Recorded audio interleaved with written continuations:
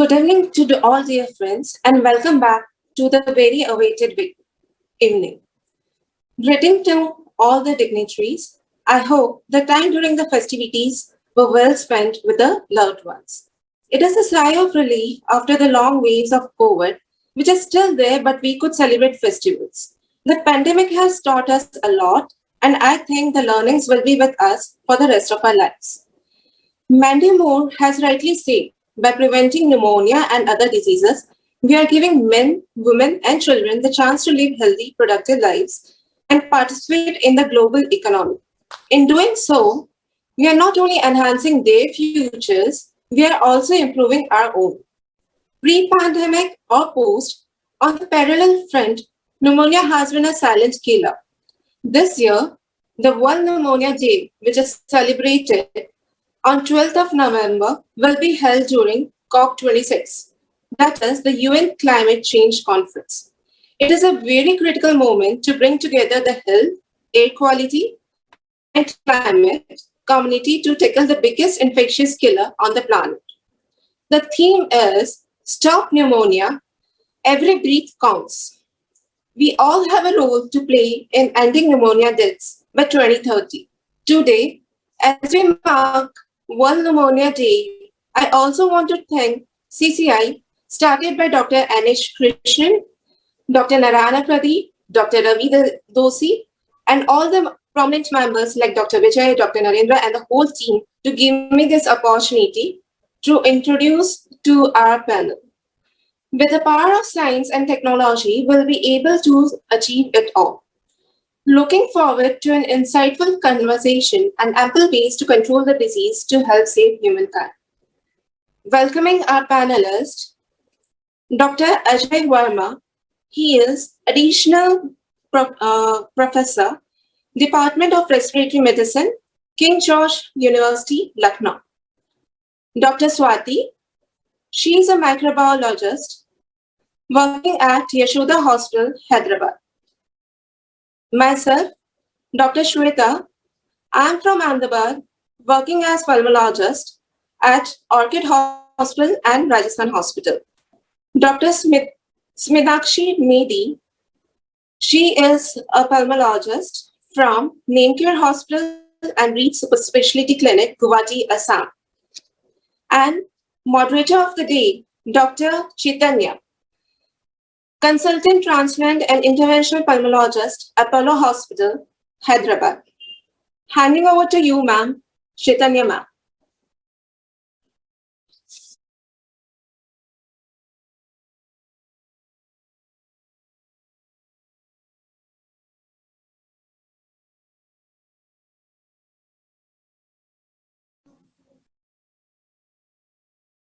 Thank you, Dr. Shweta, for such a nice introduction. A very good evening to everyone who is watching us live today. We are here for another excellent webinar organized by CCI. I deem it a great honor to be part of today's webinar. All these series of webinars are not at all possible without relentless determination, dedication, and efforts by the pillars of CCI, Dr. Anish Krishna, Dr. Narayan Pradeep, Dr. Narendra, Dr. Atri, Dr. Ravi Dosi, and my senior, my colleague, well-wisher, Dr. Vijay Kumar Chenamchetti. My sincere thanks to the entire CCI team for giving me this opportunity to speak and moderate today's session on community-acquired pneumonia. So I will be dealing with the topic in the following subtitles like definition, epidemiology, risk factors, which goes on like this. Coming to the definition of community-acquired pneumonia, it is an acute infection of the pulmonary parenchyma acquired outside health settings. And we also should know what is severe community-acquired pneumonia. Severe community-acquired pneumonia is the one which fulfills one major criteria or three or more minor criteria. The major criteria are septic shock with need for vasopressors, respiratory failure requiring mechanical ventilation, and minor criteria are respiratory rate more than 30 breaths per minute, PF ratio less than 250, multilobar infiltrates, confusion or disorientation, uremia, leukopenia, thrombocytopenia, hypothermia, and hypotension requiring aggressive fluid resuscitation. So epidemiology, we all know that pneumonia is the single biggest infectious killer of adults and children, claiming approximately 2.5 million lives each year. And COVID-19, which was a deadly pandemic, added extra 50 lakhs deaths till date. What are the risk factors for CAP? So does everyone infected with an organism will get CAP? No, it's predominantly occurs in elderly people more than 65 years and younger children less than 5 years. People with chronic comorbidities like COPD, other forms of chronic lung diseases like bronchiectasis, asthma, chronic heart disease, stroke, diabetes, malnutrition, and immunocompromised conditions. Another important risk factor is air pollution. Adults will get increased risk of death because of pneumonia who are exposed to outside air pollution like vehicular emissions or industrial emissions, and children are at increased risk of death if they are exposed to indoor air pollution. And viral respiratory tract infections, these predispose to a lot of bacterial infections. And people with impaired airway protection and people with behavioral risk factors and people with other lifestyle factors such as who live in crowded living conditions, etc., are all at high risk of developing community-acquired pneumonia.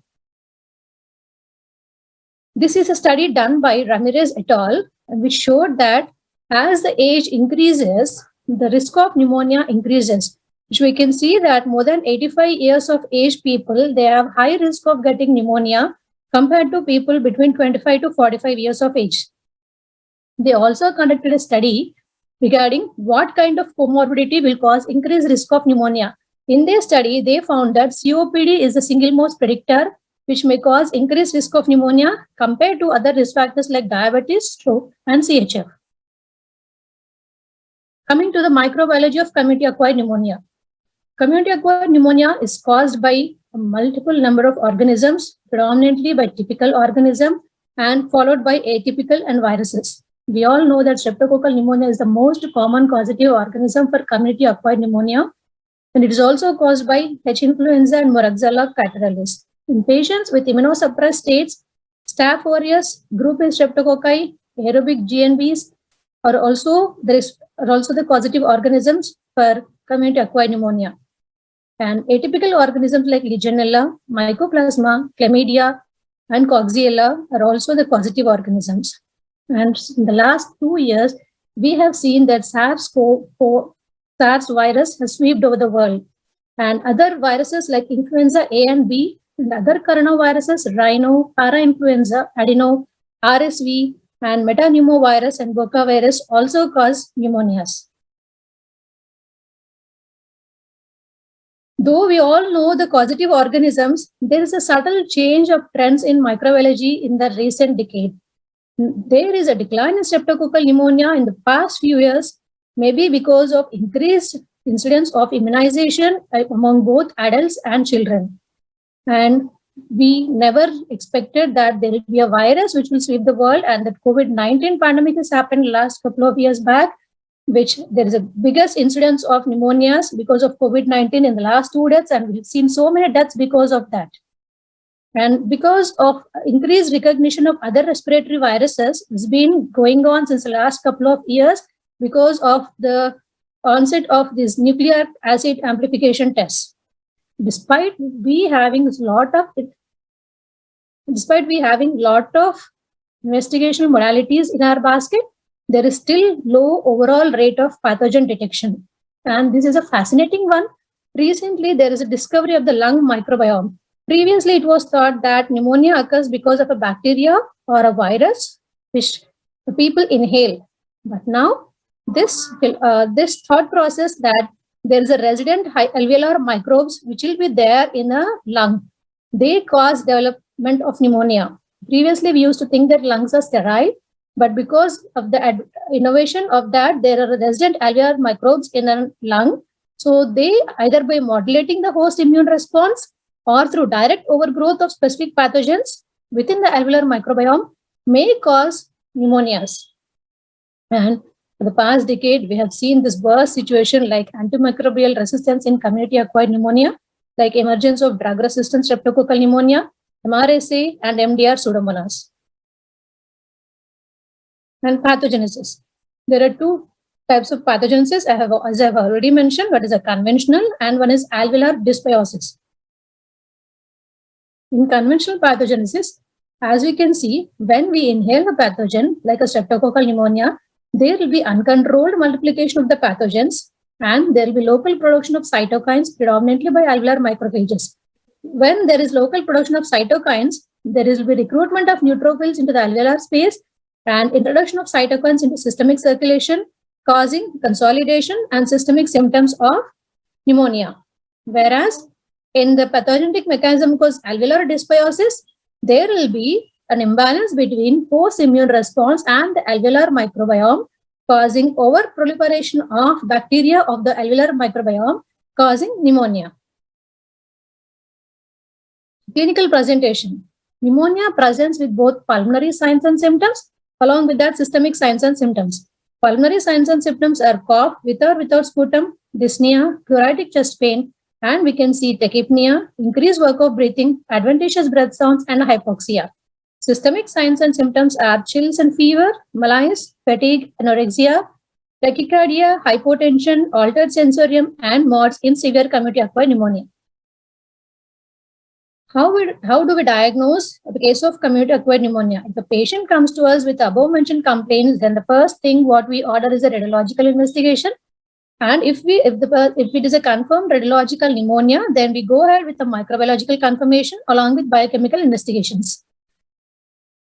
The classical symptom of a streptococcal pneumonia is a lobar consolidation. And other features of pneumonias are interstitial infiltrate as seen in other organisms apart from streptococcus like atypical organisms and viral pneumonias. And community-acquired MRSA or community-acquired DRSP or Pseudomonas may cause lung abscess or cavitating pneumonias. And apart from that, once we diagnose a patient with pneumonia on an X-ray or a CT, then we'll ask for a sputum for culture sensitivity. But it is not recommended routinely in OP setting. We order for a sputum only in patients with severe community-acquired pneumonia with the previous history of MRSA or Pseudomonas or recent antibiotics or recent hospitalization. Likewise, blood culture is also not recommended routinely. Only in high-risk patients or patients with severe CAP, we'll order it. We read in books like Legionella and pneumococcal urinary antigen, but we order it less frequently. And guidelines also say that it is not recommended routinely except for severe CAP. And respiratory sample for influenza viruses at the time of diagnosis, IDSA and ATS guidelines strongly recommend that we have to test a patient for influenza with a rapid influenza molecular assay like a nucleic acid amplification test, which is preferred over a rapid influenza diagnostic test. So this is a new addition and every patient has to be tested for an influenza virus at the time of diagnosis. And biochemical analysis like CBP, leukocytosis favors a bacterial pneumonia, whereas leukopenia favors a viral pneumonia. And serum procalcitonin, which has been in debate since the last decade, current guidelines recommend that empirical antibiotic therapy should not be initiated based on the serum procalcitonin level. So it should be started irrespective of whatever level it is. Coming to the treatment. First of all, we have to identify the site of care, whether we have to treat the patient in an outpatient manner or we have to admit the patient and treat him in a ward or in ICU. Then once we decide the site of care, then the empirical antibiotics will change accordingly. So once the patients come to you, just see whether the patient is having symptoms of severe CAP. If the patient is having symptoms of severe CAP, then directly admit him in ICU. If the patient doesn't fit into the criteria for severe CAP, then we have to see whether the patient can be able to manage in an outpatient or if he requires an inpatient ward. If the patient is able to maintain oral intake, if the patient is not able to maintain oral intake, or if there is any concern about adherence to therapy or any substance abuse, mental illness, etc. That means if a patient is not able to manage himself on his own, then he has to be admitted in the hospital. And if once we decide that the patient is getting admitted, if the patient fits into the severe CAP, directly into the ICU. If the patient doesn't fit into severe CAP, we'll admit in the general ward. And if the patient is able to manage himself If we think that he'll be able to manage himself, then we have to observe his oxygen level. And if the oxygen levels are more than 92%, then we have to choose a scoring system. PSI is preferred, pneumonia severity index. In the PSI class, if it is 3 or 4 and severe cap, ICU. Class 3, either a brief observation or OP, and class 1 or 2, definitely OPD. If SCURB is a very simplified scoring system, if 3 to 5 with severe cap features, then we have to directly admit them in the ICU. If 1 or 2, then general medical ward. If the CURB score is 0, then we have to manage them in an outpatient.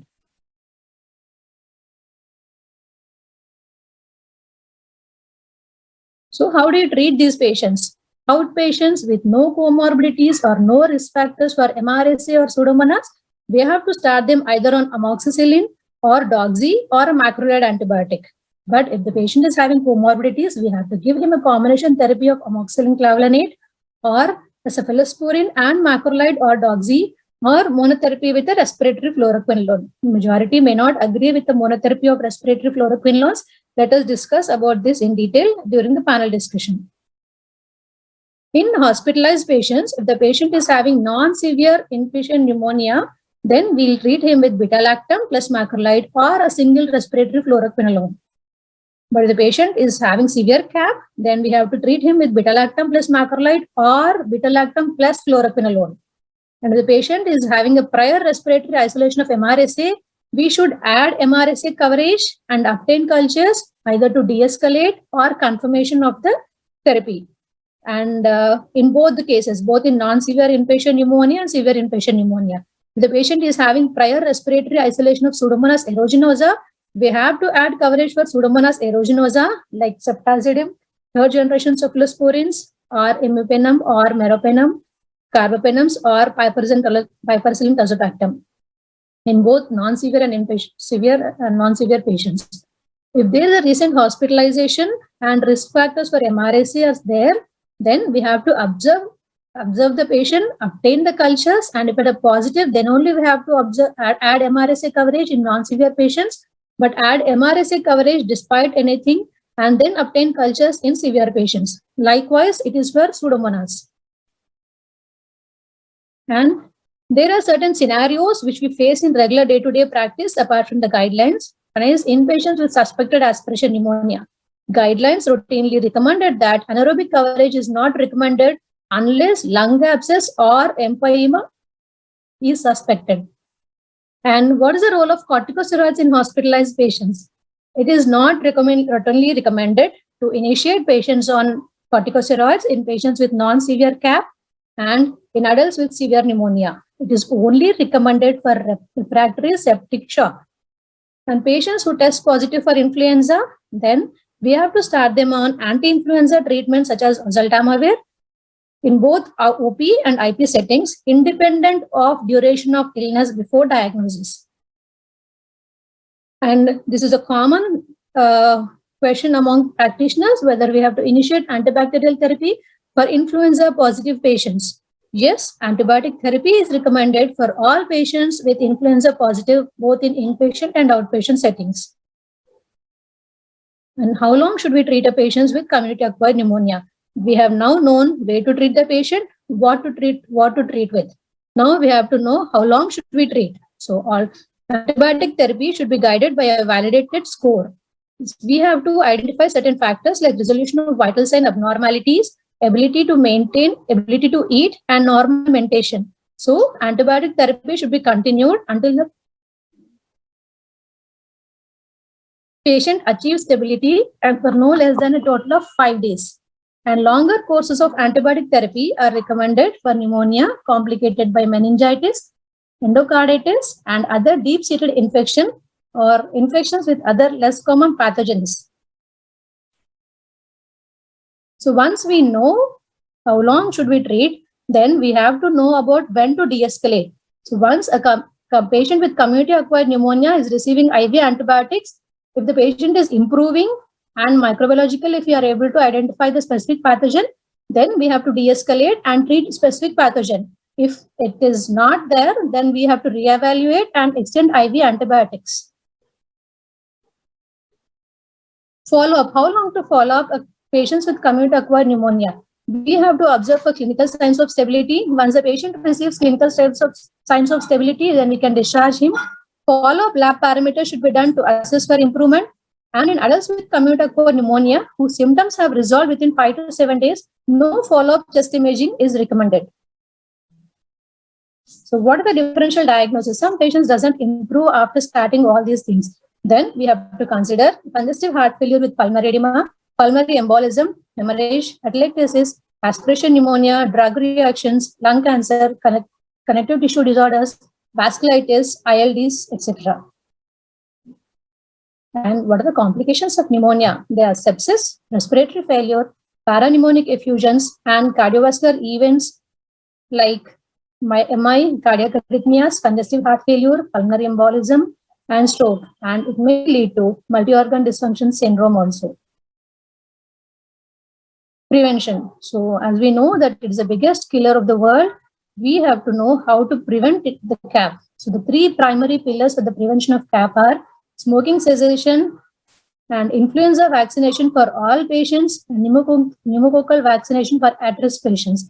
This will dramatically improve the death related to pneumonias. So thank you everyone for patient listening, and we are presenting this webinar on account of World Pneumonia Day, which is observed on 12th November.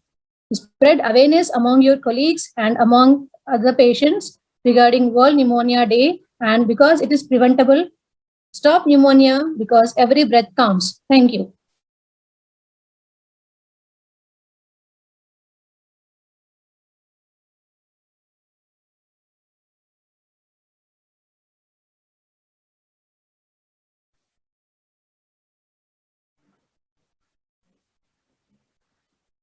Good evening, everyone. I'm Dr. Swati, a consultant microbiologist working at Yashoda Hospitals, Somajiguda. Today, I would like to walk through you what is a microbiological diagnosis, or what is the aspect of a microbiologist in the diagnosis of LRTI. So as we all know, community-acquired pneumonia is a prominent cause of mortality and morbidity with important clinical impact across the globe. India accounts for 23% of global pneumonia burden, with case fatality rates between 14 and 30%, and Streptococcus pneumonia is considered as a major bacterial etiology. Emerging pathogens like Burkholderia pseudomallei is increasingly recognized as an important cause of community-acquired pneumonia in Southeast Asian countries. In recent years, there has been a steady increase in the hospitalization rates, including intensive care units, due to community-acquired pneumonia, especially in older population. The case fatality ranges from 2 to 20%, reaching up to 50% in patients admitted in ICUs, and which varies again based on the healthcare setting, geographical region, patient categories, and the age. India contributes to about 23% of global pneumonia burden and 36% of WHO regional burden in patients under 5 years, which is quite alarming, taking our pediatric population into consideration. So these are the various studies conducted in our Indian population. So as you have seen, most of them are done in adult population, and they have used various methods to come to these conclusions, which states what's the most common organism which we are getting in our Indian setup. So we have seen if only the sputum cultures are taken, as in a study done at Pune, Klebsiella pneumoniae was the highest one. So in Bengaluru, again, if they have taken a combination of blood culture, immunofluorescence for IgM antibody against atypical bacteria and viruses, so there again the major pathogen they found out was Strep pneumoniae.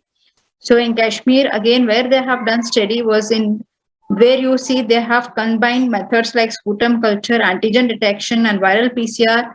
Strep pneumoniae was a major pathogen, and same in the study of Bijapur. So from all these studies, what we have seen is most of them have used a combination of tests, and the major pathogen they have seen is either Strep pneumoniae or Klebsiella pneumoniae, where and atypical bacteria were very less in numbers. So the laboratory test utilization practices, access to healthcare, guideline recommendations for testing, and extent of laboratory facilities will further influence the reported pathogen frequency. So a good lab with good facilities will be able to report the pathogen better. the problem, and they should be amalgamation of tests rather than going for a single test.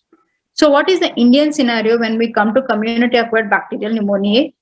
So here it was, as most of the studies what I have gone through was showing strep pneumonia was recognized as the most important etiology of CAP, but more than 10% of cases in Asia were attributed even to Mycobacterium tuberculosis. And due to overlapping features of acute respiratory distress syndrome and pneumonia, several fever syndromes in tropic are initially assessed as community-acquired pneumonia like strep typhus, leptospirosis, malaria, dengue, etc. are the important distractors in early recognition of CAP. So we have to be very alert when we are diagnosing a CAP, considering all these distractors into consideration. And next important thing, what we usually miss because of our laboratory facilities in our country is Burkholderia pseudomallei, which is a soil bacterium and the causative agent of melioidosis, which is important cause in countries like Thailand. India is one of the causes, Vietnam and Malaysia and other Southeast Asian countries. So in several reports of there have been several reports of melioidosis presenting as CAP. So this is one organism we need to keep and watch of, because it is it's a difficult pathogen to grow even in a well established or well facilitated labs also. So the lack of widely available standard test and awareness has led to clinical and laboratory oversight in correctly diagnosing this condition. So what is microbiological diagnostics in CAP? What is, we are bridging ideal real with the first to future diagnostics. So what microbiology role in diagnosing CAP? According to Reach multinational study, 35 to 67% patients with CAP did not have any microbiological diagnosis, which was resulting in high empirical antibacterial theory. So it is diagnostic testing is mostly driven, or when you see a patient of CAP, it mostly decides, or the clinician decides based on the inpatient, outpatient setting, ICU, where the patient is, disease severity, how much access he has got to any healthcare facilities or availability of clinical useful tests. So usually even the guidelines like IDSA and ATCS, they don't recommend microbiological testing, or they recommend microbiological testing only based on clinical severity. Not any one test is likely to replace another in time to come, but only a complement each other to offer an overall betterment in the clinically relevant field. You can't say one test is outdated, you go for this test. It should be an amalgam of tests. Comprehensive microbiological assessment in CAP has shown to be a useful approach in antimicrobial stewardship. So what we have seen is when you have a comprehensive, you can reduce the amount of, or you can reduce the high-end use of antibiotics as empiric therapy. So what are the diagnostic modalities available to diagnose CAP? We have age-old method or gram staining. Then we have cultures where we can take non-invasive and invasive samples. What I mean by non-invasive is it's a simple sputum culture, or invasive samples which include bronchothoracic lavages, bronchoscopic lavages, thoracocentesis, etc., or pleural biopsies, etc. Blood cultures, antigen testing, and molecular testing. These are the current available diagnostic modalities. Please let me take you through one by one. So several invasive techniques such as thoracocentesis, transthoracic needle aspiration of infected lung site, bronchoscopic protected Pressman brush, and bronchoalveolar lavage are practiced in different clinical situations and severity states. Diagnostic thoracocentesis should be attempted in patients with pneumonia and associated pleural effusion, though effusion occurs in 40% of the patients. Despite pure sensitivity, the bacterial organism, when detected, reflects an accurate etiology. So where needed, there should be an invasive sampling done. Coming to our diagnostic modality, the first thing which we go through is gram staining. So here in gram staining, first what we see as microbiologists, we analyze the cellular response to the expectorated specimen. For us, we need a good sputum specimen, not the saliva specimen, to diagnose a CAP. So what is a good sputum specimen for us is, when we prepare a slide, we should be, as you can see in the pictures, you have to see more than 25 white blood cells and minimum of 10 squamous cells per high power field. That is a good quality sputum specimen according to the microbiology standards. If we see more of squamous cells and less of white blood cells, or the minute polymorphs, then we will be, we cannot call it as a good sputum, and culturing or doing any further testing on that sputum is of no relevance, because we are not sure what we are reporting at that point, whether it's a pathogen or it's a commensal.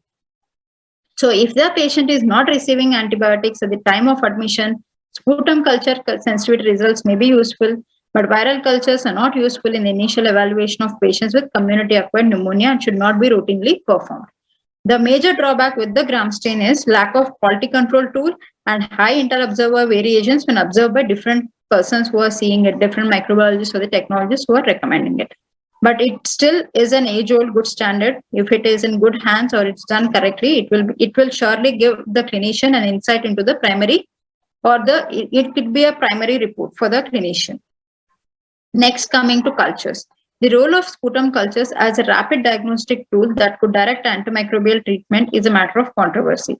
Some of the limitations are difficulty to obtain good samples, its lack of reliability due to possible sputum contamination by the flora of the upper airways, low diagnostic yield, therefore its low impact on treatment decision. Interpreting positive cultures would be problematic in situations where pathogens are also known to be colonizers of airway or in mixed infection. We usually face this challenge in patients who are immunocompromised. So we are really in a fix whether we have no idea. And usually most of the time as microbiologists, we don't get clinical picture completely. So this is where we may overlook it and maybe it's actually a pathogen, but we are not reporting thinking it could be a commensal. Bandyopadhyay et al. Compared induced and expectorated sputum cultures for microbiological diagnosis of CAP. The diagnostic yield of induced sputum was 20% compared with 24% for spontaneously expectorated sputum. So, and culture return is influenced by the time of transport and processing of specimen and relative abundance of oral flora. So there is a lot of limitations to a normal sputum culture, and the specimen itself is very tricky because of the contamination with the commensal flora. So to overcome this, usually it would be better if we get a more invasive or an actual sampling of the lung wherever possible. So culture of BAL, if you do, or the bronchoalveolar lavages, where we usually get for every severe CAPS, demonstrated good sensitivity in detection of bacterial pathogens in patients who did not show improvement in initial 3 days of therapy. In contrast, low sensitivity is reported in studies involving subgroup of patients who received antibiotics. So early stratification of patients with risk for severe pneumonia is valuable in determining who would benefit from invasive procedures for microbiological sampling. Although invasive sampling increases the yield slightly as the disease progresses in severity, the laboratory result may not be clinically relevant at the stage of sepsis. So though you do an invasive procedure, the time or the report, by the time report comes, it may not be clinically useful for you because the patient would have progressed very fast. Next, coming to the next diagnostic modality is antigen testing. So usually we have testing, or it's a urinary antigen testing is a useful rapid point of care testing in diagnosing respiratory infections caused by strep pneumonia and Legionella pneumophila. Guidelines from developed nations recommend UAT in moderate and severe grade community-acquired pneumonia. Legionella urinary antigen testing has gained prominence due to lack of alternate diagnostic strategy. So when can you do the test? They are usually detected, or the antigen testing can be done 2 to 3 days after the clinical symptoms appear. So there is a rapid POC test introduced recently for Burkholderia pseudomallei antigen in any clinical specimen. As it should be a useful tool for early recognition of melioidosis. So when it is compared to PCR, and it has got a high negative predictive value, which is an added advantage to rule out this disease during an early evaluation of severe community-acquired pneumonia, as the antimicrobial therapy of this disease differs from the conventional CAP therapy. Next, coming to the blood cultures. So IDSA and ATS guidelines recommend blood cultures in severe community-acquired pneumonia and those with risk for severe community-acquired pneumonia, while ECMED recommends in all patients hospitalized with CAP. So the recommendations are varying based on the guidelines. So in uncomplicated CAP, blood cultures usually have a relative low yield. So we don't recommend blood cultures in an uncomplicated community-acquired pneumonia, but in patient is very severe, blood cultures are surely recommended.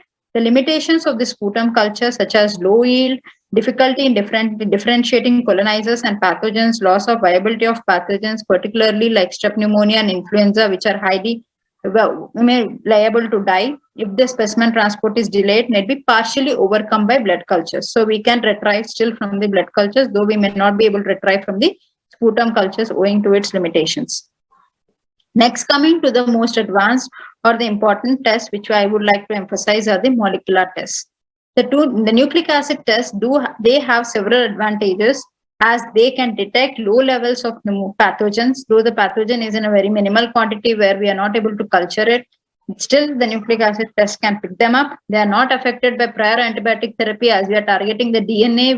We don't require a live organism to multiply and grow, and they provide results within a clinically relevant time frame. So in culture comes in 48 hours, molecular test comes in an hour. So it is more clinically relevant time frame. It helps the clinician to take a faster decision. Further, more important thing is it will pick up atypical bacterial pathogens, which we can't pick up by normal conventional methods. So in recent years, molecular techniques or multiplex PCR developed simultaneously to detect as well as quantify pathogens along with resistance genes. So this is especially useful because this samples where we don't know which is commensal and pathogen. When we are able to quantify it, we can tell that this could be the pathogen because of its high molecular load. And simultaneously, the most important thing is that nowadays we are able to tell the resistance genes, which will help the clinician choose the antibiotic judiciously. So these are some of the commercial platforms available, like Unvero cartridge-based PCR assay, which can detect 18 bacterial and 1 fungal pathogen. Fast Track Diagnostics has got 19 tests, which test 9 bacterial pathogens at a time. The most important or the most used one is the BioFire. This is an recently FDA-approved rapid point-of-care nucleic acid testing. So we have currently 2 different panels in this, which can detect upper respiratory and lower respiratory, which will help us detect different number of pathogens. And it has got 7 antibiotic resistance markers. Within 1 hour, the reports are ready. So how the film array works? So there is usually a pouch which comes based on the panel. So every panel, we have other panels also apart from respiratory. So we have to load the sample. We have to load the pouch into the machine. We have to inject the hydrating solution. We have to just add sample to the buffer. This is direct sample testing. So we add sample to the buffer. We inject the sample and load the pouch into the film array. It's a very simple. There is nothing for the technologist also to do anything in this. There is chances of error in this, or chances of contamination in this method is very less. So it's a multiplex PCR, nested multiplex PCR. So within 1 hour, once we load the pouch into the film array, the PCR reaction starts with the pouch. So our experience with rapid syndrome diagnostic testing is, I'm just like to present 2 cases, or we had many experiences, but these 2 cases was very interesting for us. So I just presenting them here. We had a 19-year-old male who presented with high-grade fever, non-productive cough, generalized weakness since 5 days. There was no SOB, there was nothing, no abnormality detected on systemic examination. Lab were all within normal limits. Only the chest X-ray was showing ill-defined patchy infiltrates and nodular opacities in the right mid zone. We have tested for H1N1. It was negative. This was during non-COVID time. And then the panel was run since the diagnosis was not coming through routine testing. And we could pick up Mycoplasma pneumonia in this particular case. The second case is of a 32-year-old female who was 34 weeks pregnant, housewife, who was presenting to us with fever, cough, myalgia with 5 days. She was treated with paracetamol and azithromycin from day 2. Shortness of breath since 1 day, and no sputum, no chest pain, but she was complaining of there was no chest pain. All other systems were normal. Her HB, and these are her CBP counts. Her ESR was high. MP was negative. Malaria parasite, dengue serology was negative. Critically ill on day 4 of hospitalization, she has worsened. She went on to ventilator. We did BAL on her. It was negative. Then expert TB was done. It was negative. Blood and urine cultures were sterile. So we have done a respiratory panel on her, and we could pick up influenza A and H in this. It was a viral pneumonia which we were treating with antibiotics until then.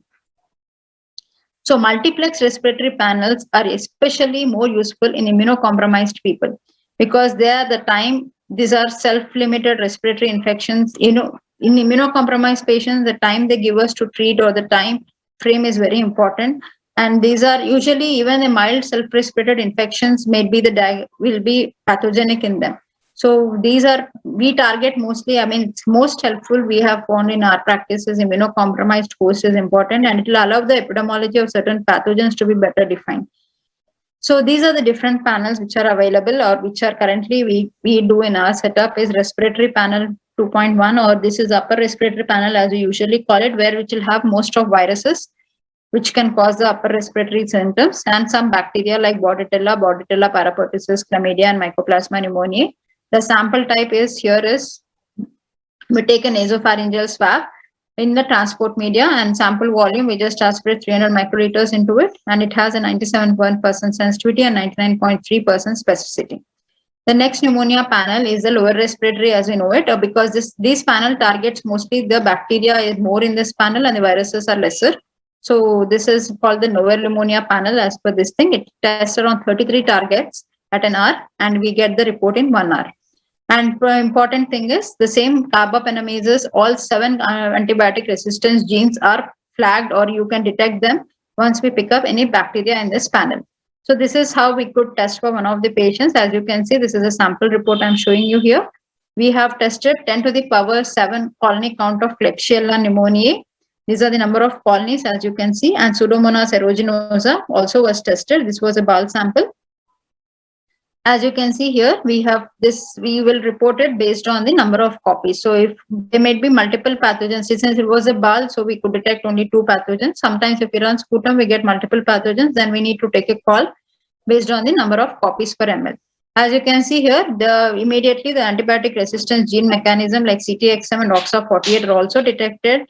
Plus we could detect even a viral infection in this particular sample. So this was all done in an hour. So this was very helpful for the clinician to take a call immediately to start both bacterial and antiviral therapies, so that it would help the clinician. It would, instead of going for conventional cultures, which will take the same report for 48 hours. Still, we would not be able to tell the resistance genes unless we do the specific resistance gene testing. So these is one of the molecular tests we have. So interpretation of molecule, what is the challenges we face is, first is the cost. The cost is very high. So we don't, the patient would not be affordable for this. Second is, though lower respiratory panel helps us in discriminating pathogen from colonization, but we are not very sure still it is very pathogen or colonization. And antiviral, so these are the major cost and differentiating pathogen from colonization are the major setbacks for these particular tests. So are there any blood tests which we can do in CABA in severe community acquired pneumonia? So only procal and C-reactive protein are 2 inflammatory markers, or the 2 biomarkers which can be used in clinical practice. As you know, CRP is a very non-specific thing. So usually National Institute of Healthcare Excellence guidelines suggest not to use antibiotics if routinely, if CRP is less than 20 microgram per ml in patients with symptoms of LRTI in primary care. So that's one of the guidelines I could find. And PCT level showing good sensitivity to differentiate mixed bacterial and viral pneumonia in a meta-analysis. So the specificity was 64% when the viral pneumonia had a secondary bacterial infection. The discriminated power of PCT to differentiate between viral and bacterial pneumonia was better than CRP. So to summarize, non-ICU, when there is no risk for severe disease, we can go for sputum gram stain, urine antigen test, and specific pathogen PCR based on local data.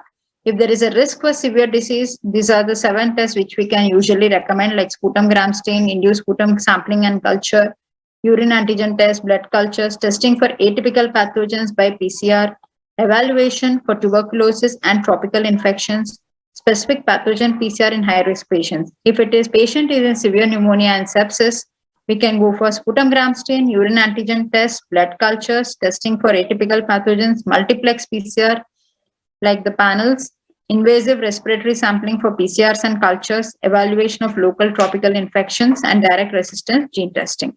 So these are the different diagnostic modalities which we can do in a case of community acquired bacterial pneumonia. Thank you for patient listening.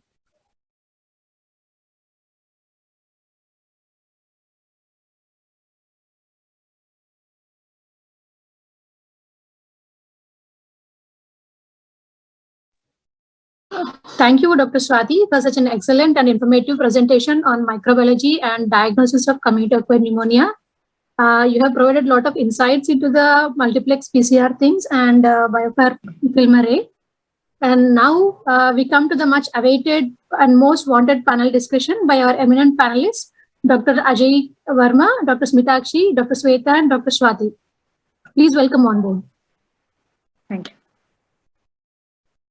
Yeah, Dr. Swati, I have a few questions for you. As you have told that we cannot differentiate between a colonizer and infection, right? So is there any way, any cutoff, as we can suspect that it might be infection rather than a colonizer?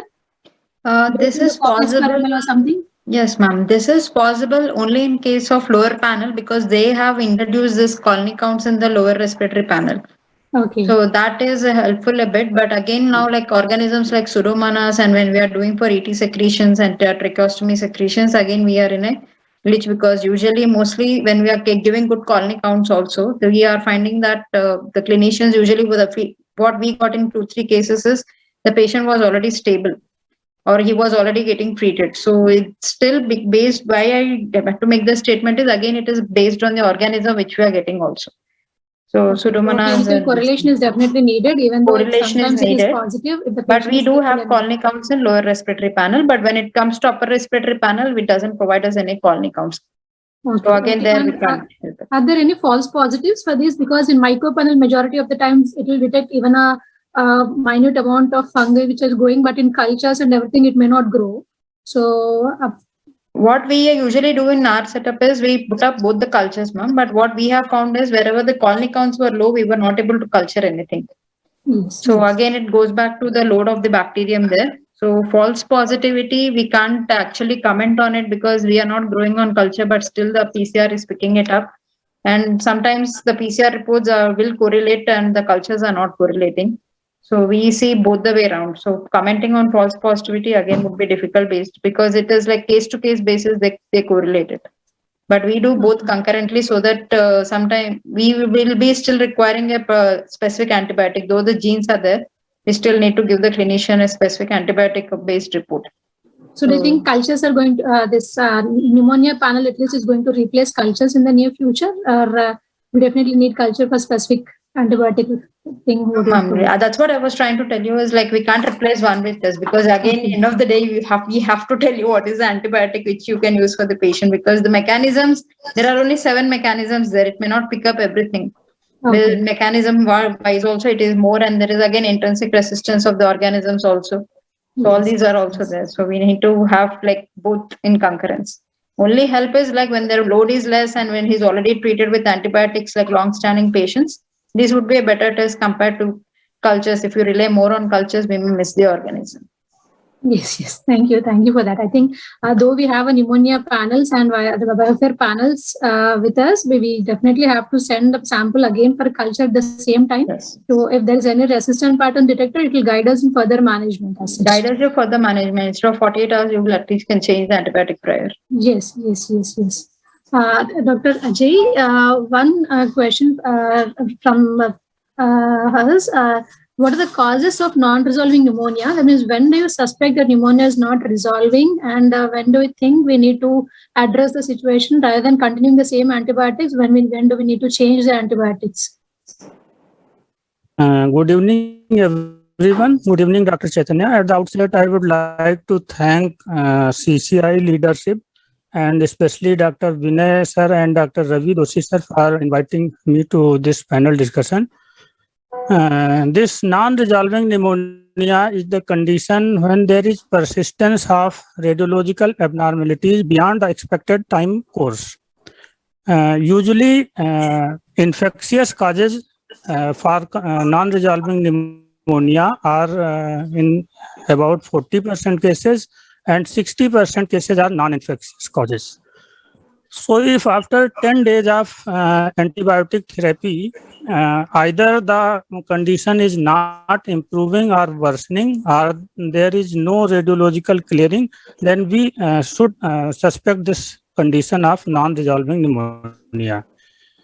Potential causes of non-resolving pneumonia are delayed if there is delayed clinical response, as in case of severe disease, or there is any loculated infections like empyema, bronchiectasis, bronchial obstruction like neoplasia, pathogens causing subacute or chronic community-acquired pneumonia, and if there is incorrect initial diagnosis.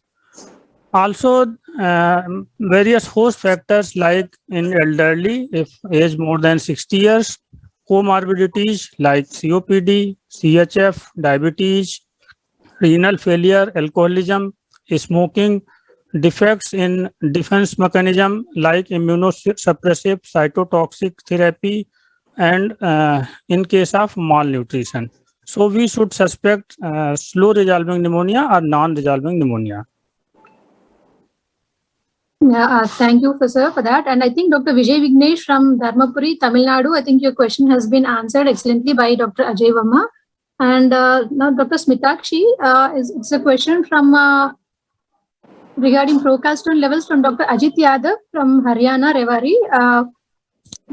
Should we do procal levels in a series like every day or alternative day, or is one reading valid?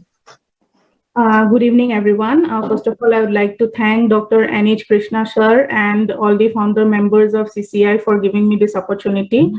Coming back to my question, I would like to say that guidelines usually don't recommend procalcitonin as a marker to start antibiotic treatment or in follow-up of the treatment or in diagnosis. The reason behind this is that procalcitonin would not give us any conclusion regarding whether the patient is improving or not. The only thing that helps procalcitonin would help us to come to a conclusion whether it is a viral or a bacterial infection if we are in doubt regarding that. But otherwise, regardless of procalcitonin level, we should start empirical antibiotic therapy on the basis of clinical assessment and the radiographical assessment of the patients, because procalcitonin would not help us to come to any conclusion. So that should not be a criteria for withholding antibiotics or starting of antibiotics. Yeah, so when we have this polymerase at our, because now in the last 1 to 2 years, we are increasingly using this polymerase to detect a viral pneumonia or a bacterial one with a pneumonia panel lower respiratory sputum.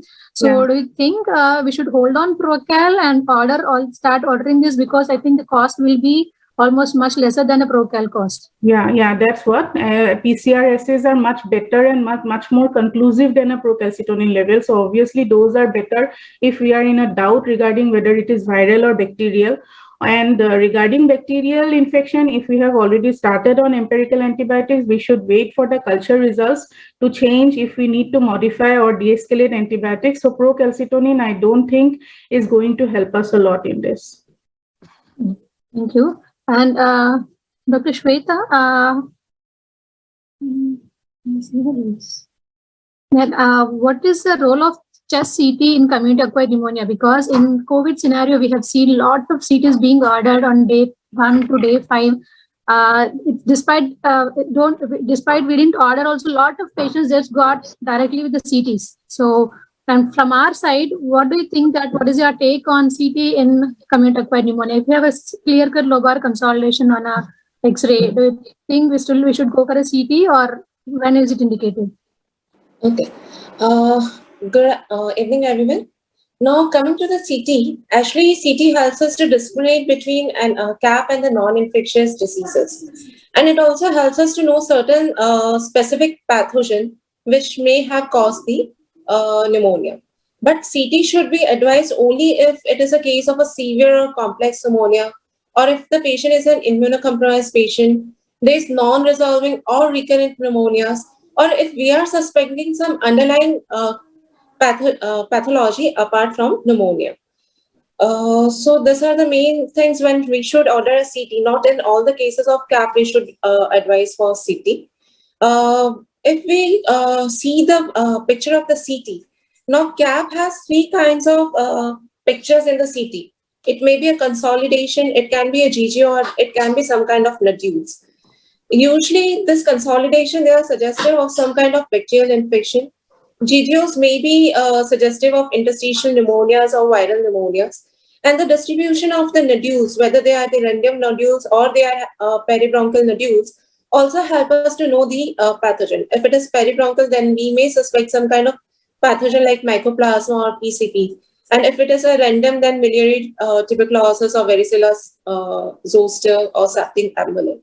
So only if there is something apart from the abnormal thing what you are suspecting, then you should go for a CT. And then CT help us to differentiate between CAP and the non-infectious diseases. Yeah, thank you. And just now got an information that there are more than 1,000 logins for this.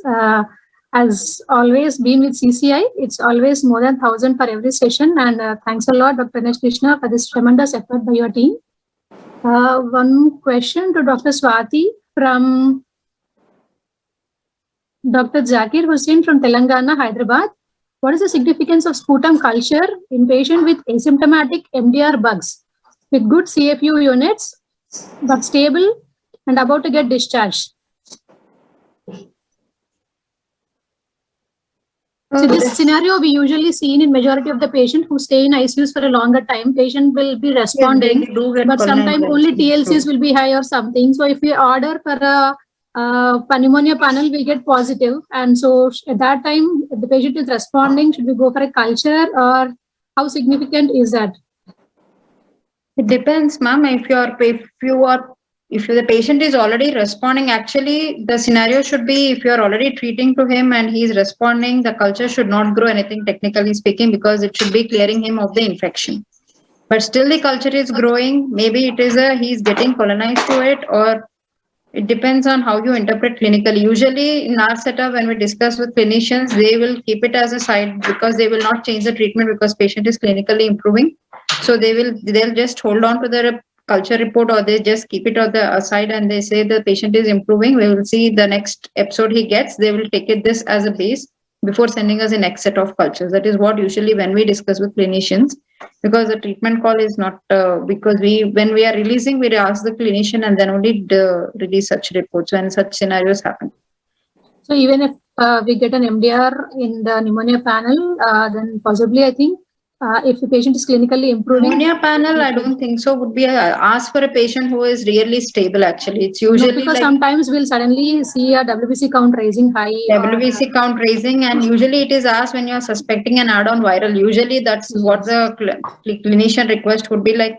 If patient is usually on the antibiotics and still not responding, or he is responding and suddenly it worsens. So these are the scenarios where pneumonia panel usually come into picture, because it's not done as a routine test for the cost issues. Yes. So this is what we see usually. So in that scenarios where the patient is worsening, it means that the patient had the resistance pattern has changed, and that's where you have to take it as an important thing. Or if the report would be relevant in such scenarios.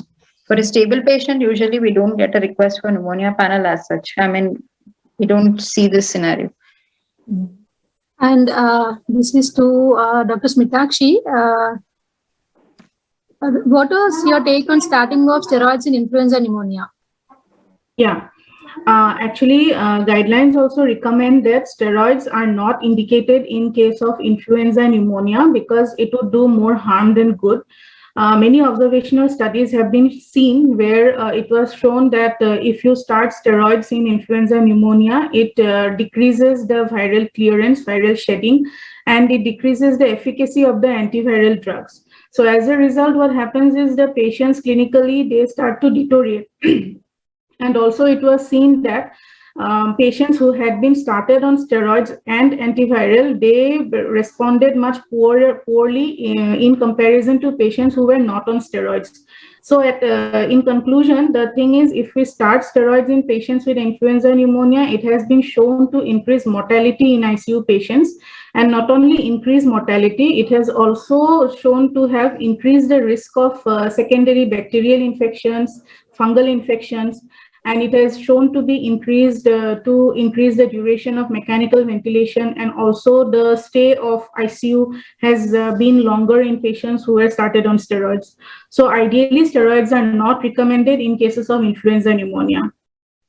If a patient is having a severe ARDS kind of picture because of influenza, as we have seen in case of swine flu, H1N1 at that time.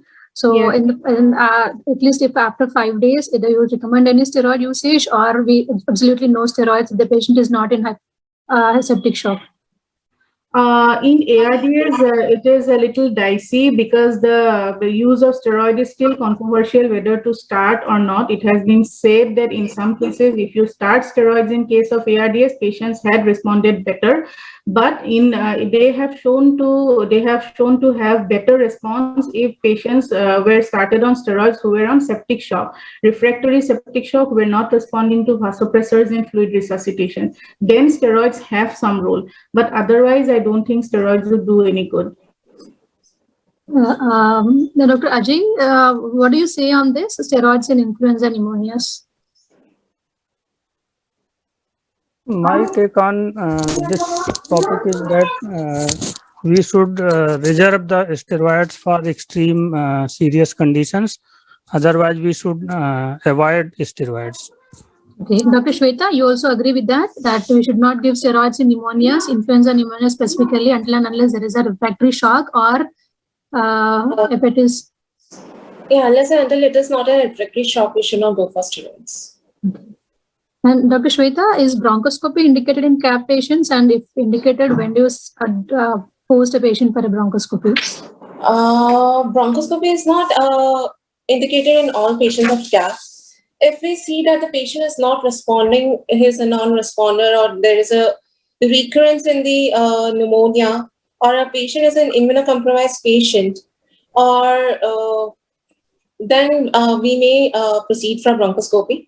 If some CT picture is suggestive of post-obstructive pneumonia, then also we can go for bronchoscopy. It helps to recognize the pathogen as well as for the tracheobronchial toileting. It helps in both the things. But it has certain indications which I already mentioned. Yeah, and Dr. Ajay, compared to what biochemical parameters you consider in following up these patients with CAP, whether they're progressing or whether they're improving or deteriorating? Are there any specific parameters which we should consider when we are treating the patient? Usually, in hospitalized patients specifically. Usually, C-reactive protein and procalcitonin should be done. Procalcitonin indicate the nature of the pneumonia, that is either bacterial or viral. And CRP, if it is more than 100, then it suggests severe bacterial infection. Otherwise, routine blood counts, differential counts, basic metabolic panel, creatinine and blood urea nitrogen and liver function test to rule out the signs of sepsis and any poor prognosis. Each parameter can be done to monitor the patients. Yeah, thank you. And one question is by Dr. Bhaskaran from Tamil Nadu, Chennai. I think Dr. Bhaskaran was already answered in the webinar as a GP, how to select antibiotic in OP clinic. So in OP clinic, if you think or suspect a patient with LRTI, initially go ahead with an X-ray. If you see a confirmed chest X-ray that if it is a lobar consolidation or an interstitial pattern, based on that, if the patient is immunocompromised, then you can go for addition of dual antibiotics. But otherwise, if it is if the patient is not immunocompromised, or if the patient is a young patient, if there is a mild pneumonia, and if you want to treat him on OP, go for a macrolides or fluoroquinolones. And our take on this, I just wish to ask Dr. Smitakshi, how do you consider, because India, we have a lot of drug-resistant TB in India, and fluoroquinolones are the mainstay of treatment for drug-resistant TB. And all the guidelines of IDSA and ATS, they say that fluoroquinolones are the first line of choice, at least in community-acquired pneumonia, both in outpatient and inpatient settings. So what is your take on using fluoroquinolones as monotherapy in community-acquired pneumonia? Yeah, American Thoracic Society guidelines, they recommend fluoroquinolone monotherapy in patients, outpatient settings also, in who have comorbidities, to be used in CAP. But the thing is, here we are talking about India. So in our setting, it is not similar to US, where we have a large incidence of TB prevalence, and also the incidence and prevalence of drug-resistant TB is very high. So we cannot go on prescribing fluoroquinolone monotherapy to each and every patient of CAP. So first thing is we should always go for a beta-lactam or a cephalosporin plus a macrolide or doxycycline if the patient has got comorbidities and require dual antibiotics. Suppose in certain situation where the patient is hypersensitive to beta-lactams, then only we should go for fluoroquinolone. And first of all, before starting fluoroquinolone, we have to exclude the diagnosis of TB. We have to be sure that this is not TB. We have to do a sputum test for AFB or a bronchoalveolar lavage, and then only we can go for a fluoroquinolone monotherapy. Otherwise, not. Sort of for a like, chest X-ray, if the patient is having a history of around 10 to 12 days, if he comes with an interstitial pattern, do you think that we should definitely go for a sputum for AFB, and if it is negative, a BAL before starting a fluoroquinolone, or should we start an alternative therapy and then proceed with these investigations? We should always start with an alternative therapy and proceed with these investigations. Okay. And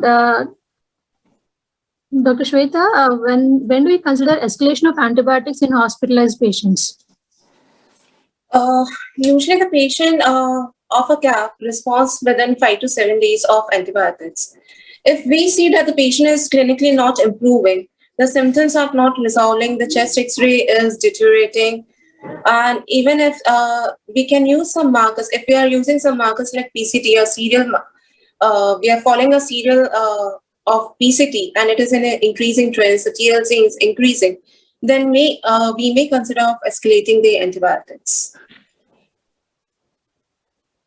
That means if we see in hospitalized patients or ICU patients, that will just initially start on an empirical antibiotic therapy, and usually I think in ICUs we cannot wait for 5 to 7 days. If I think it's after 48 hours if the patient is responding or not. Based on that, do you think we can escalate, or we should find out any alternate diagnosis to rule out any underlying fungus or anything which if the patient is not responding, or directly escalate the antibiotics? We may go for various panels, which are respiratory panels, which are available with us. So we can go for that. We had already sent the culture reports. If the culture reports had come within the 48 hours, if they had not, then we can go for panels also to escalate our antibiotics. Yeah, thank you. And Dr. Ajay, this is a question by Dr. G.P. Verma from Jharkhand, Jamshedpur. He is asking how and why pleural effusion occurs in a pneumonia. Pleural effusion in pneumonia is usually parapneumonic effusion, and if we go through the pathophysiology of pleural effusion, then it is exudative type of nature, and we should go for thoracocentesis and send for the pleural fluid analysis, microscopy, biochemical, and culture sensitivity, and AFB staining. Dr. Smitakshi, regarding the same question, why do you think it occurs in a patient with pneumonia? Is it because of a treatment failure, or is it because of a drug-resistant organism? And because majority of the times in simple CAP or something, we usually won't see parapneumonic effusions. So why do you think a parapneumonic effusion occurs? Parapneumonic effusions will usually occurs in patients who are immunocompromised, like a CKD patient or patients of malignancy, HIV, anybody who's on immunosuppressive drugs. Their parapneumonic effusion is more common in these people. So that comorbidity should have to be assessed whether a patient has these comorbidities or not. And secondly, it can also occur in a patient who is otherwise healthy and immunocompetent patient. So before that, we should go for a pleural fluid analysis, and accordingly, we should go for the treatment. Yeah, and Dr. G.P. Verma, as I've mentioned, predominantly may occur in immunocompromised individuals, and also of the patient. Usually, it may occur in cavitating pneumonias, but mostly it may occur in rather than CAP, simple CAP, they may usually occur in hospital-acquired pneumonias, which are mostly resistant things. And a consolidation which is not resolving, if it cavitates and then if it spreads onto the surrounding nearby pleura, then the bacteria will invade the pleura and cause those effusions. And definitely to diagnose whether it is a parapneumonic effusion or an effusion secondary to CKD or any other thing, then we have to go for a thoracentesis and analyze further.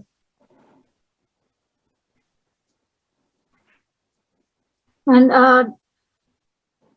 And Dr. Smitakshi, how long do you treat these patients with community-acquired pneumonia? Do you prefer longer courses of antibiotics for 2 weeks or 1 month or something, or a shorter course of antibiotics for 5 days or within 1 week? Yeah, in outpatients, OPD patients, a course of 5 to 7 days of antibiotics is enough. We should always look for the clinical resolution and also whether the patient's hemodynamic parameters are improving or not, and the patient is able to eat or not, and whether his mentation is normal or not. We should go for these things. And in inpatients, duration of 7 to 10 days is recommended, and I don't think extending the antibiotics beyond that would be of any benefit, because studies have shown that short course of antibiotic regimen are equally effective as a long course of antibiotic regimen. And giving a antibiotic regimen for a longer period of time has also seen to increase the hospital stay of the patients, causing other superadded infections. So that may make the patient fall into a trap. And it has been seen that short course as well as long course, they have no difference in the mortality or a difference in the failure of treatment or any risk of relapse. So I think a short course antibiotic regimen is good enough. But in certain circumstances, we have to go for a longer course of antibiotic if the patient has a MRSA or a Pseudomonas aeruginosa pneumonia, or suppose the patient has certain complications like we discussed now, parapneumonic effusion, empyema, or lung abscess, or suppose they have developed complications like meningitis, endocarditis from complicating the community-acquired pneumonia. So in that cases, we can go for a prolonged course of antibiotics. Yeah, as you have rightly said, because majority of the times, if we give prolonged courses of antibiotics, then we can also have a lot of fungal pneumonias also. Yes. So the course of antibiotics should be definitely decided by the clinical parameters and the patient's response to the treatment, and to de-escalate as soon as possible and stop. Yeah. And Dr. Swati, one question for you. This is from Dr. K. Anupama from Tamil Nadu, Coimbatore. If serum procalcin is normal, can we definitely exclude a bacterial infection? It again depends on the timing of the test, madam. If you're doing it immediately, the procal value, as soon as the patient is, it depends on the timing of the test. You have to give it the time for the procal also to rise. So it depends on the number of days between you're doing from the time of symptoms to the day of testing. So if the patient comes in an OPD, anyway, in OPD, we won't be doing the procalcitonin. If the patient is admitted in ICU, then day one, you recommend we should not do a procal, or if it is a short course of short course, I mean, day one of day two of symptoms, usually we don't see. But when a patient is in ICU, he will not come with directly day one symptoms into ICU. Yes, possibly. So I think when a patient is hospitalized, then hospitalized procal should be a good marker for you, especially when the patient is in critical care. So then we can exclude if it is negative. We can exclude bacterial that when it is in the critical care. You have to go more towards viral or fungal. If the radiology is more suggestive of a bacterial pneumonia, should we repeat a procal again to see whether it is a bacterial? If it is elevating, should we see? Because you're saying that timing is more important. So should we repeat it again after a couple of days? Yes, it's better we repeat it still, because by the time you would be starting antibiotic, and you should be seeing other parameters decrease, at least like CRP or your TLC should be coming down if the patient is responding to your bacterial treatment. So usually when this doesn't happen, we do recommend retesting after gap of maximum the repeat in gap of 2 days, because at the time you give your antibiotics also to act on that. Yes. I think we should, if we suspect strongly a bacterial pneumonia, a baseline PCT, will surely help you. Yeah, it will help you, and even if it is negative and if you are suspecting, then it's better to repeat to reconfirm it. Yes. Yeah, thank you. And Dr. Shweta, how long do you follow up a patient with community-acquired pneumonia in an OP basis? Ma'am, usually we follow up for 5 to 7 days. Patient with a normal simple pneumonia, the symptoms resolve by days 5 to 7. If there's improvement within 5 to 7 days and there is no complication, there is no requirement of any kind of repeat extra or something like that. But if the patient has the symptoms goes on, symptoms are continuing, the X-ray picture is not clearing within 10 weeks, then we may consider it to be a non-resolving kind of pneumonia. So I think we should, once the patients, see, we'll give a course of treatment for the patient when he comes to the OPD. If we think that it's a mild pneumonia, we'll give a course for 7 days. We'll ask him to come back after 7 days. Obviously, if he doesn't improve, he'll follow up very soon. But if he improves, after 7 days, you will go with the biochemical parameters like a simple WBC count and everything. And we'll just follow up with the WBC count and clinical improvement. Okay? Yeah. And Dr. Ajay, when should we consider an X-ray in an OP patient follow-up community-acquired pneumonia? If you are following up with an OP basis, because as Dr. Shweta is saying that we can monitor them based on clinical and lab parameters. So do you suggest repeating an X-ray? Usually in community acquired pneumonia, we assess by clinical parameters. Usually clinical response should be evaluated within 72 hours of treatment, and infiltrate images may take up to 6 weeks to resolve. So usually we should do chest X-ray, repeat chest X-ray if there is any possibility of treatment failure. So we should clinically follow the patient, and if required, then we can repeat chest X-ray. Yes, sir. As you have rightly said, I think if the patient is having any complications associated with pneumonia, or if the patient is not responding, then only we have to consider repeating an X-ray. As such, otherwise, I think if the patient is improving and lab parameters are stable, then we can just follow up them down the lane. And if it is okay, I think we can just, as a patient, to just monitor his vitals and other things.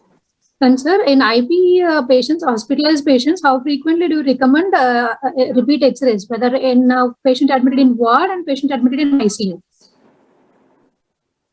In ward, we can repeat in 3 days, and in ICU, we can repeat daily as per the requirement. And we should also simultaneously see the clinical condition of the patient. So if an X-ray is worsening but WBC count is coming down, then should we consider any other alternative issues like how should we go with this? If the X-ray is improving, if the X-ray is not improving and but WBC count is better and the patient is clinically better, then we should go for the consideration of other diagnosis if any possibility of other non-infectious or any complications of pneumonia. Yeah, and Dr. Smitakshi, what is the role of, this is a question from,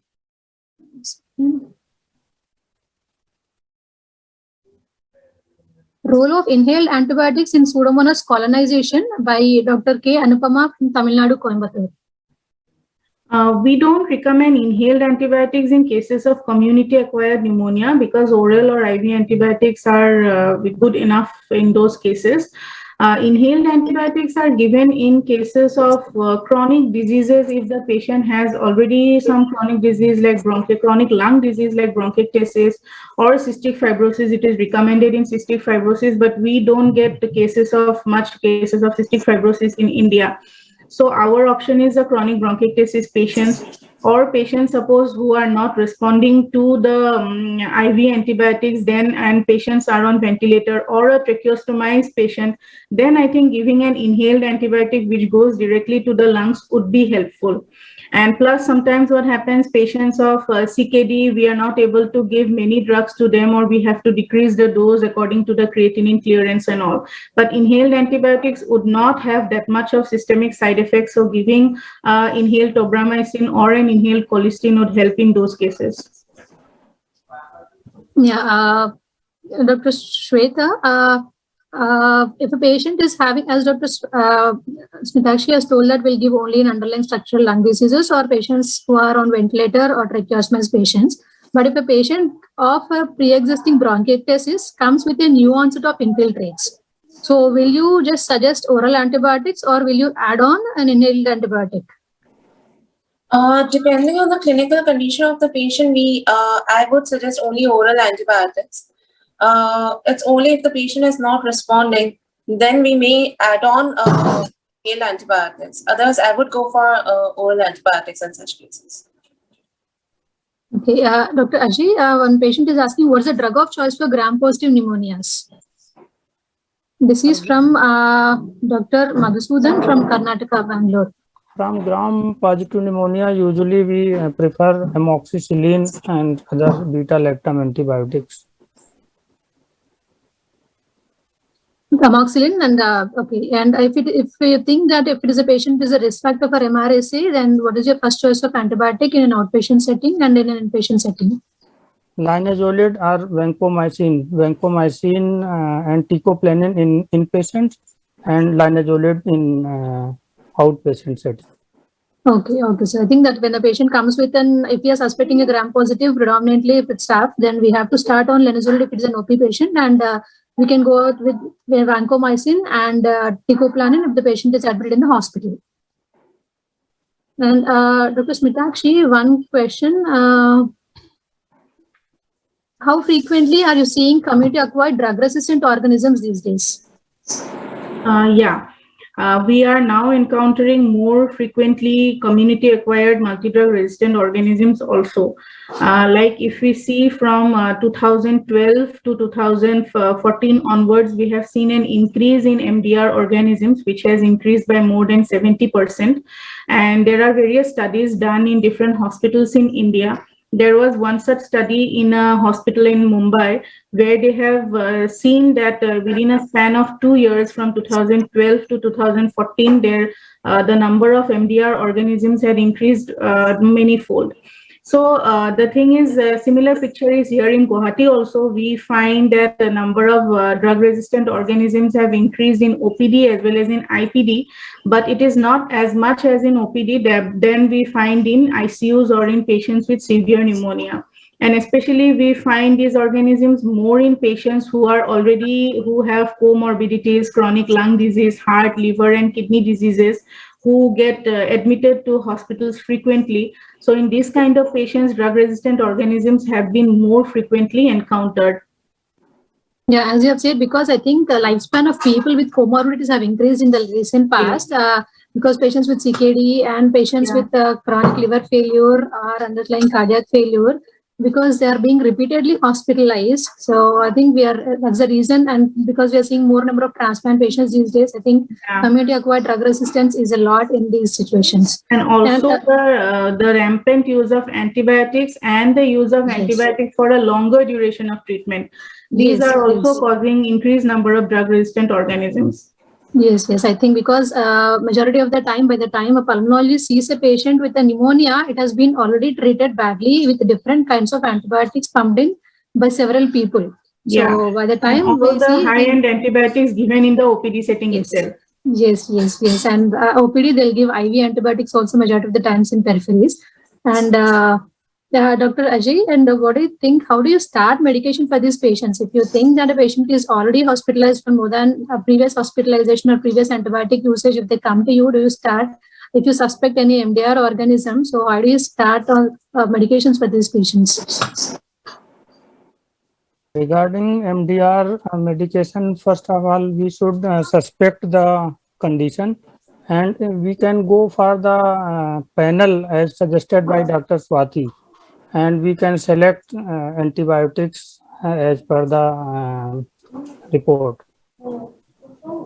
Yeah, Dr. Shweta, what is your take on this? So if the patient comes to you in an OPD, so based on the site of admission, if that site of treatment, if you plan for an OPD, what is your treatment of choice, and what is your treatment of choice if you are admitting these patients? Ma'am, my treatment of choice is usually a broad spectrum cephalosporin or carbapenem. And before starting any such kind of broad spectrum antibiotic or higher antibiotic, we usually take the culture of the patient. We go for the sputum culture, blood culture. Also for the molecular testing of such patients should be done. And no single antibiotic should be given. It should be always a combination of antibiotic. Okay, a combination of broad spectrum antibiotics, you think. Okay, and Dr. Smitakshi, how frequently you are starting with the broad spectrum? Whenever we start with a broad spectrum antibiotic in India, majority of the hospitalized, they'll be having an individual microbial flora in each hospital. So majority of the time, and from many ICUs or many hospitals, it's predominantly gram negative. So, and when are you going to start a gram-positive coverage in these patients, and what clinches you to start a gram-positive coverage in these patients? Yeah. Initially, I would start with a beta-lactam and a combination of a macrolide or doxycycline. As discussed previously, I do not usually go for a fluoroquinolone on the first go. But if certain conditions are there, like hypersensitivity and all, then we can start a beta-lactam, and in combination with a beta-lactam, we can go for a fluoroquinolone, provided TB is excluded. Suppose the patient is not responding on this beta-lactam or a cephalosporin group of drug, and we come with the, we get the culture reports, and then the patient is suppose MDR, and the patient is resistant to these drugs, but the patient is sensitive to carbapenems, I go for a higher end carbapenem. No, regarding MRSA coverage. Yeah, MRSA coverage we give when the patient has comorbid conditions. When he is a risk factor for MRSA, then we usually start like any diabetic patient, CKD, CLD patient, malignancy. This kind of patients, we go for a MRSA coverage. I first go for an oral linezolid because the oral and IV availability is almost the same. So linezolid would do fine enough. But if suppose there are certain contraindications like a low platelet count or something like that, then we can go for a teicoplanin or a vancomycin. So the first drug of choice will be either teicoplanin or linezolid followed by vancomycin. Yeah. And Dr. Swati, one question from one of our audience. That is Dr. Selva Kumar from Maharashtra, Pune. What is the cost of BioFire lower respiratory panel? The panel from the company Approximately. comes to us around 13,000. Again, Okay, it's only the company cost. So okay, so it's a pneumonia panel including all the bacteria and with all the resistant bacteria genes. fungi will come to us 13,000 from the companies. Usually, again, the company's cost varies from hospital to hospital. So Yeah. it is approximately So- between 13 to 15,000. So either it is more than 10,000 Yes. for a community acquired for a pneumonia panel as such, and for an upper respiratory panel. All panels are at the same cost, ma'am. All BioFire panels we get at the same cost. Even the gastro panel, the meningitis panel, all are of the same cost. Okay. Dr. Ajay, what are the systemic complications of pneumonia you have been seeing? Systemic complications of pneumonia can include septicemia, multi-organ failure, ARDS, and these are common conditions. Dr. Shweta, because the guidelines say that there is a decreased incidence of streptococcal pneumonia in the community. So what is your say on that? Are you seeing less number of streptococcal pneumonia these days? Or? Ma'am, to be true enough, though the guideline is saying that there is a decline in streptococcus pneumonia, but in our setup, we have many cases of streptococcus pneumonia. Okay, you're seeing the classical lower consolidations and in these patients. And I think because in tertiary care centers, we hardly see a classical lobar consolidation because majority of the times it is being treated outside. Multi-drug resistant streptococcus is a thing which we are facing now. And a lot of patients are not responding to the routine antibiotics, and we have to escalate directly with a high spectrum of antibiotics. So, but in community, there is still, that's what the guidelines even say, that there is still, streptococcus is the first organism we have to suspect, but the trends are definitely decreasing as such.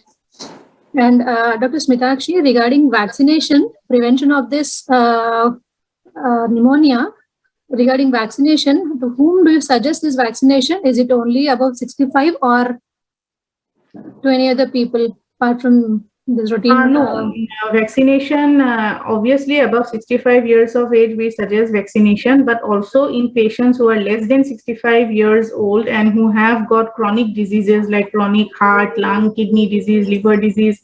In this kind of patients also, we suggest vaccination in less than 65 years of age. Okay, and you're all COPD patients and asthmatics. Do you recommend your asthmatics? Do you recommend the vaccine, streptococcal vaccine, if they're less than 65? Asthma patients, streptococcal vaccination, there's a conflict regarding whether to give or not. So I don't usually recommend streptococcal vaccination in asthma patients if they do not have any other comorbidities. But yes, in COPD patients who come with exacerbations and all, I always recommend the pneumococcal vaccination at the time of discharge. Yeah, so when the patient got admitted and at the time of discharge, then I think because the same question is asked by Dr. Chandrabalan from Tamil Nadu, who's asking role of vaccines in community-acquired pneumonia, especially in patients with heart failure. Yeah, in heart failure also we can advocate pneumococcal vaccination. Any kind of chronic lung disease, heart disease, liver, kidney disease, we can give pneumococcal vaccination in patients of less than 65 years, and then a booster dose after 5 years. Dr. Ajay, what is your take on these influenza shots every year? Do you recommend for everyone or for any certain age groups or certain risk factor patients? Influenza vaccination we should give to the elderly and in chronic lung diseases on annual basis. So you recommend influenza vaccine for all the chronic lung patients. Every year, a flu vaccine has to be taken. And Dr. Shweta, do you recommend it for your asthmatic patients? Yeah, I do recommend for asthmatic as well as other chronic lung disease patients.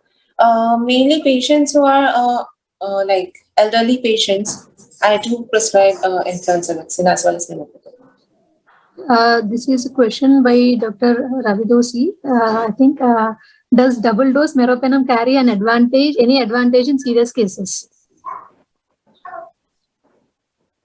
I think yes, because in severe CAP, patients who are very severely affected and who are in septic shock or MODS, I think double dose meropenem is helping these patients. And one question is by Dr. Bandaru Ramanakumar from Eluru. Severe cases with bilateral advanced pneumonia responded. I think the question is not complete, I think. Responded in 3 days with Revzil O syrup. I have treated about 6 patients. This drug may be tried in pediatric cases also.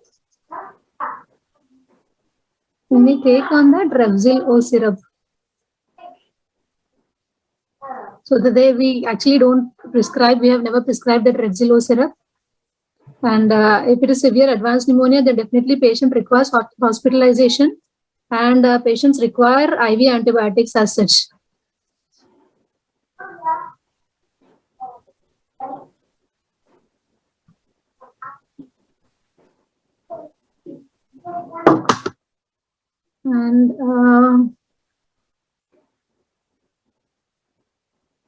And how long do you follow up hospitalized patients with community-acquired pneumonia? Once you consider the patient is for discharge, how long do you follow up the patients with hospitalized patients, community-acquired pneumonia, severe CAP?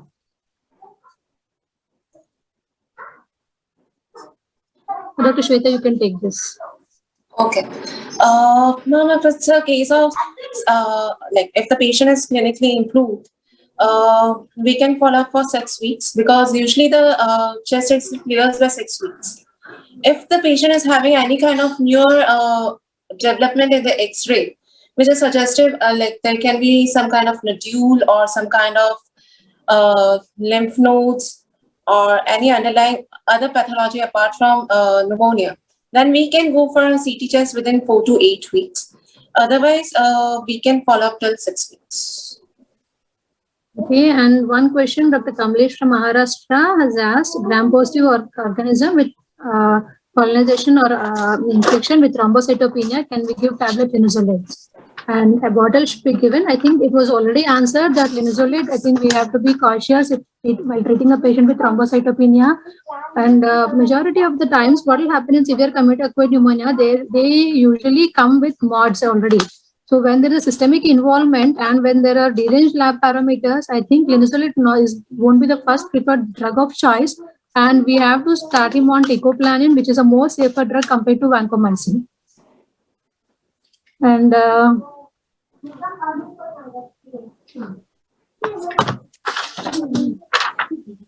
think we have answered all the questions from the audiences, and I think we have covered enough in the community-acquired pneumonia.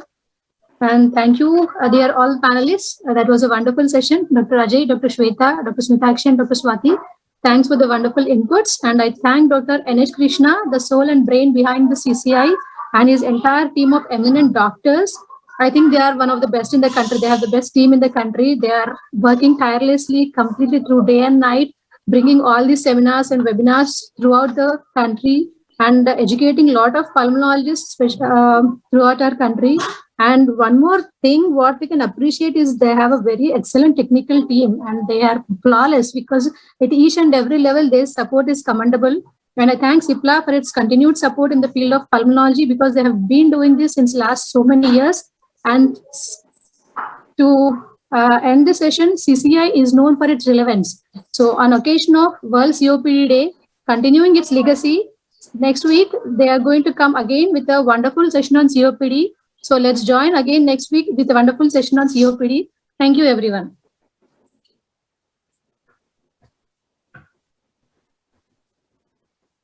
Thank you, ma'am.